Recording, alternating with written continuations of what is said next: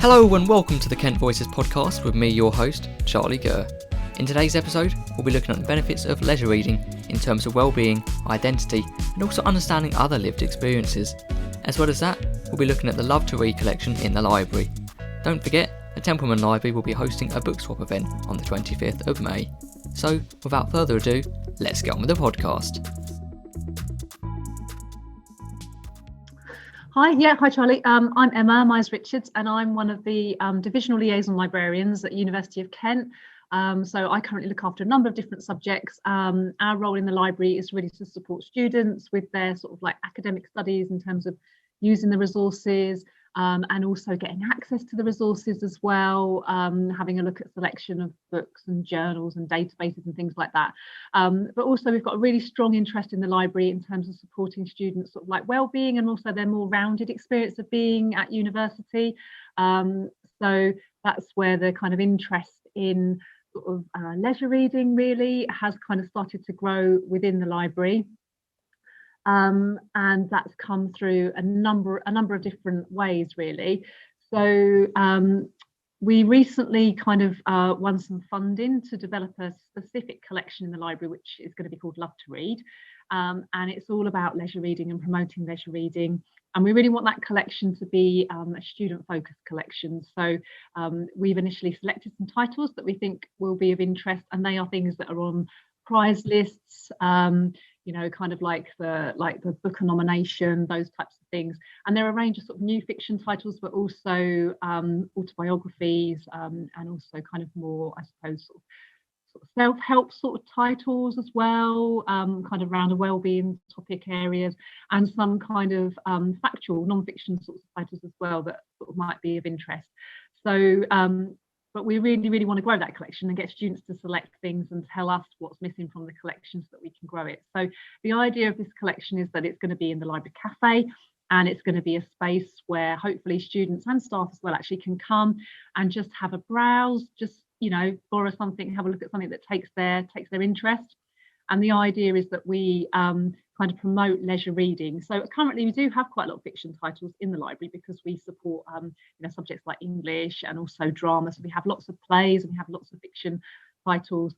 But they can be quite difficult to find, particularly if you're not studying those subjects. You know, if you're doing psychology or something like that, you wouldn't necessarily maybe go to the sort of like English section where all of those books are. So the idea is to bring all of these sorts of titles into one sort of nice social space in the library cafe, where you know, we can encourage people to sit down and browse and maybe sort of like connect with other people that are interested in things like that as well.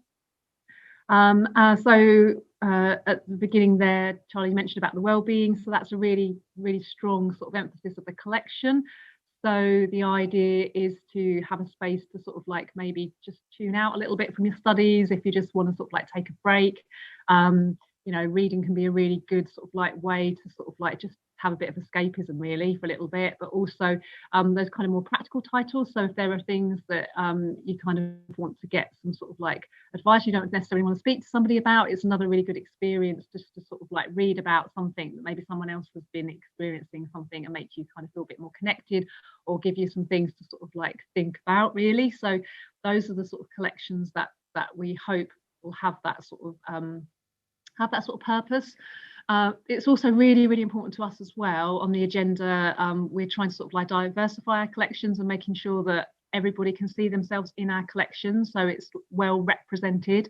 So in terms of the titles that we've selected already, we've looked to make sure that we're kind of looking at authors from right around the globe, you know, all different backgrounds, you know, genders, all of those sorts of things. We want to make sure that we've got those sorts of titles in our collection that people can engage with, and they can look there and they recognise themselves, and also for other people to sort of, you know, learn from different experiences as well. And you know, we kind of gain a much better understanding of each other when we kind of sort of listen to each other, and books are a really great way of doing that and sort of like talking to each other and things. So that's the general idea of that within there. And there's quite a lot of movement generally in university libraries around leisure reading. Again, much more universities are starting to sort of you know, kind of promote these sorts of collections. They did used to have them quite a few years ago, but then they kind of sort of filtered out a little bit, and now I think people are really appreciating the sort of benefit of them for, as I said, you know, students' well-rounded education, all of their sort of educational experience, not just your necessarily academic studies within those spaces.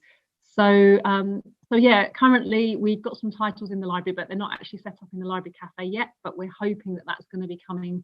Well, we know it is going to be coming very soon, but probably from the September term, we'll have the titles in space. So it will just be in the library cafe space area. We currently do in that space do a number of kind of displays. So we do displays for different Liberation Month lists, for things like Black History or LGBTQ plus, those types of things. So we do sort of online titles, and we also do physical displays that people can come in and engage with and borrow those titles. So the idea is that the collection, the Love to Read collection, will kind of sit alongside those sorts of displays and will sort of will kind of complement each other, really. The other thing that we're really, really keen to promote is if any students want to set up book clubs, or some sort of like book events, anything sort of where they want to sort of like get together as a group and sort of like talk around titles, that we can support that in the library in terms of the titles that we might be able to get access to, but also the spaces as well for students to use.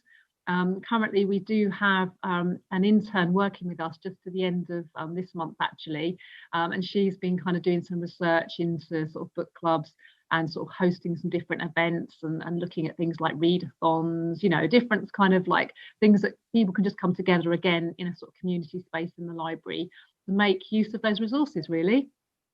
So you mentioned about the library. Is this something that's available on both campuses, or is this specifically for the Templeman or the Drill Hall?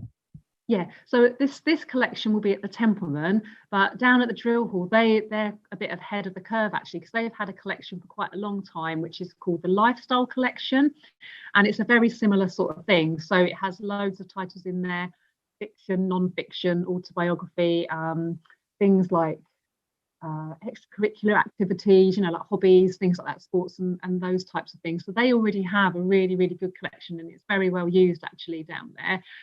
So students that are Medway could definitely use those collections, and obviously there's nothing stopping students from requesting titles to come down from Templeman to Medway as well. Once the collections are up and running, they will be tagged sort of on library search as Love to Read. So if students want to find them easily, what's in the collection, you can select that when you're doing your search, and it will just show you all those titles as well. So students that might be studying as well and need to take out some books for their studies, what's the maximum number of books that students are allowed to take out? So the maximum amount of books you can take out, physical books, is 40. If you could carry that many at one time or keep a track of that many at once, I'm not sure I could, to be honest. But also we do have a load of electronic access titles as well.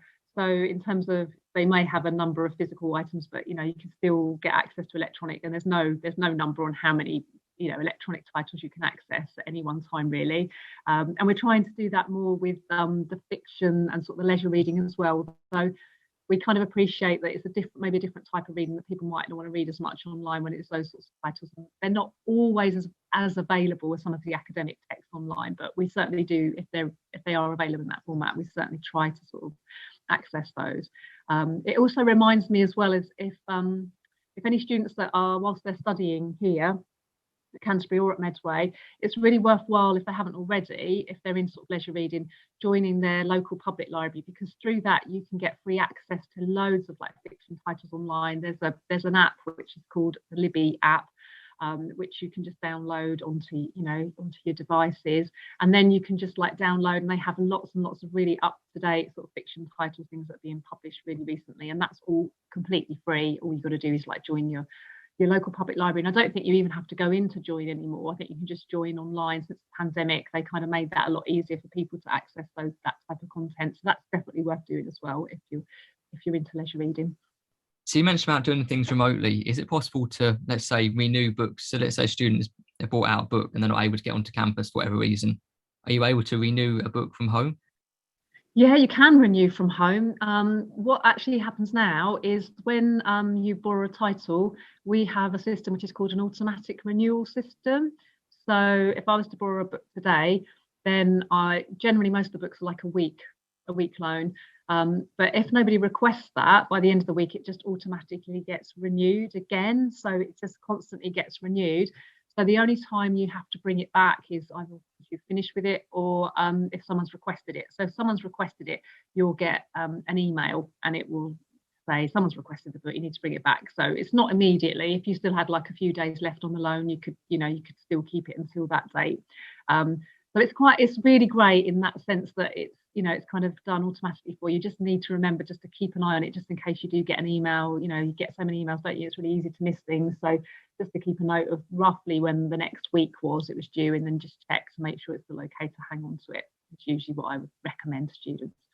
I have to say, when I first joined the university, going to the library for the first time, I'd never come across a machine that you can just put your books on the shelf thing on the machine, put your card on there, and it automatically knows the book. So I was like, what's this incredible machinery? I'd never seen anything. Yeah, it's magic, isn't it?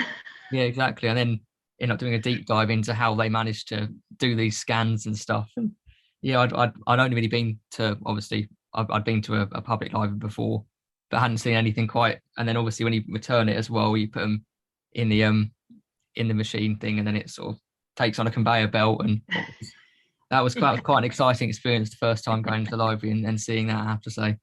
Yeah, no, it is amazing. All of those things as well. It's so different now, isn't it? I think all of that technology.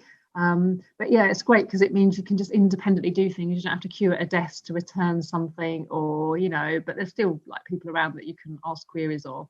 But yeah, the book return machine is always really popular when we get groups in shows that see it going around the conveyor belt and sort of like where it ends up. That's why we have like the glass wall, so you can kind of see what's going on sort of behind it. And finally, before we finish up, is there any way that students can contact the library, or if they have any questions or queries, what would they go about? How would they go about doing that?